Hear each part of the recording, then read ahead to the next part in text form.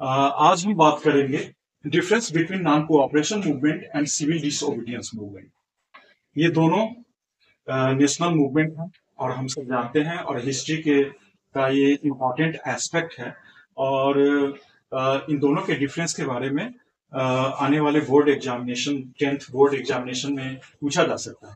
तो सबसे पहले हम आते हैं दोनों के दोनों के aim wise, strategy wise, participation wise, cause wise, effect wise differences पे।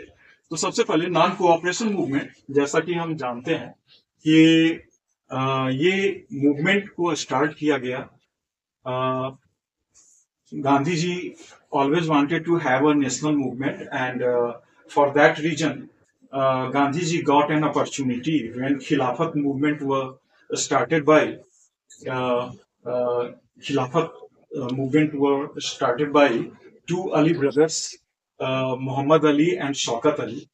तो जब फर्स्ट वर्ल्ड वॉर के डिफीट होने के बाद ऑटोमन टर्की के खलीफा को उसके पद से हटाने की बात की गई, तो पूरे वर्ल्ड में मुस्लिम कम्युनिटी, इस्लामिक वर्ल्ड इस बात को लेकर के बहुत ज्यादा गुस्से में आ गए और जो है पूरे वर्ल्ड वाइड खिलाफत मूवमेंट स्टार्ट हुआ। इंडिया में भी मोहम्मद अली और शौकत अली, दो भाइयों के द्वारा ये स्टार्ट हुआ। Gandhi ji wanted to grab this opportunity, wanted to grab this movement, and so he decided to have a meeting with Ali brothers। और अली भाइयों के साथ गांधी जी की मीटिंग हुई, जिसमें गांधी जी ने ये डिसाइड किया कि एक नॉन कोऑपरेशन मूवमेंट पूरे नेशन वाइड चलाया जाए। तो नॉन कोऑपरेशन मूवमेंट का जो एम था कि रॉलेट एक्ट जो ब्रिटिश गवर्नमेंट ने इंट्रोड्यूस किया था, जिस एक्ट के तहत किसी भी इंडियंस को, किसी भी पॉलिटिकल एक्टिविस्ट को without any cause, without trial उसको अरेस्ट किया जा सकता था and can be imprison, jail में रखा जा सकता था फॉर 2 years के लिए without any trial of the court. तो ये अपने आप में बहुत ज्यादा एक हेनियस एक्ट था और महात्मा गांधी ने रॉलेट एक्ट को एंड करने के लिए, उसके बाद फॉरेन गुड्स को बायकॉट करने के लिए, ब्रिटिश इंस्टीट्यूशंस को बायकॉट करने के लिए पूरे इंडियंस को आह्वान किया। और इस मूवमेंट में, नॉन कोऑपरेशन मूवमेंट में, हम देखते हैं कि पार्टिसिपेशन लेवल दोनों great communities, Hindus and Muslims का बहुत जबरदस्त पार्टिसिपेशन रहा और दोनों कम्युनिटीज ने एक साथ ब्रिटिश गवर्नमेंट के खिलाफ मूवमेंट को आगे बढ़ाया। तो सिविल डिसओबीडियंस मूवमेंट की जब बात करें तो सिविल डिसओबीडियंस मूवमेंट बेसिकली ये एक तरह से पूरे कॉमन मैन का, पूरे सिविल पॉपुलेशन का डिसओबीडियंस मूवमेंट था टुवर्ड्स ब्रिटिश गवर्नमेंट। यानी ब्रिटिश गवर्नमेंट को के रूल को डिसओबे करना था, उसकी अवज्ञा करना।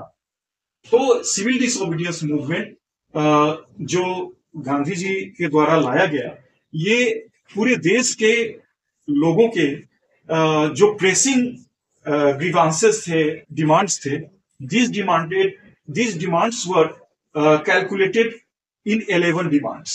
और ये 11 डिमांड्स गांधी जी ने एक अल्टीमेटम के साथ वायसराय, ब्रिटिश गवर्नमेंट के वायसराय लॉर्ड इरविन को दिया कि आप इन 11 डिमांड्स को फुलफिल करें, then we will not start civil disobedience movement, otherwise if you will not fulfill our grievances we will start civil disobedience movement। तो जब लॉर्ड इरविन ने गांधी जी के एक भी डिमांड्स को नहीं माना, और ये आपके लिए बता दूं कि इन 11 डिमांड्स में सबसे ज्यादा most pressing demand was salt tax abolition act. Gandhi ji wanted that salt tax must be abolished because salt is consumed by rich people and poor people alike, and to have a high tax on salt making, on salt, this was most heinous act, and Gandhi ji wanted to abolish it. And for that reason Gandhi ji started salt march from his ashram Sabarmati and went to Dandi along with his 78 volunteers, and there he made salt from the sea water and showed the world how this act was disobeyed by Indians. So civil disobedience movement का भी M था कि जो है एक countries को freedom के status में लाना। नॉन कोऑपरेशन मूवमेंट का भी एम था कि सेल्फ रूल लाना, और सिविल डिसोबीडियंस मूवमेंट एक कदम और आगे था और यहां से फ्रीडम की बात होने लगी थी। तो दोनों में जो डिफरेंसेस है वो डिफरेंसेस है over the participation in non cooperation movement. Both Hindu and Muslim communities participated vigorously, whereas in civil disobedience movement the presence of Muslim communities were very less.